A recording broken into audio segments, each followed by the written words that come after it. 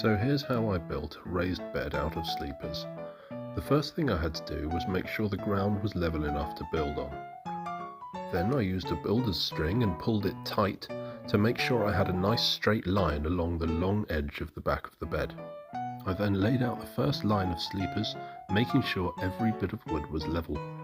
Before I could put the second level on, I had to make sure that all the corners were right angles, so I used this large square to make sure they were all 90 degrees. I made sure that the joins on each level were far enough away from the joins on the level below it. You'll also see that in the corners, the wood first joins one way, and then it joins the other way, and then back to the first way. I screwed these corners together with 180mm screws. That's about 7 inches.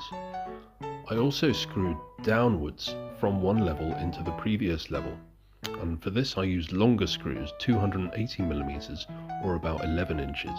I found these screws very difficult to get in, so I had to drill pilot holes, and for this I used an auger.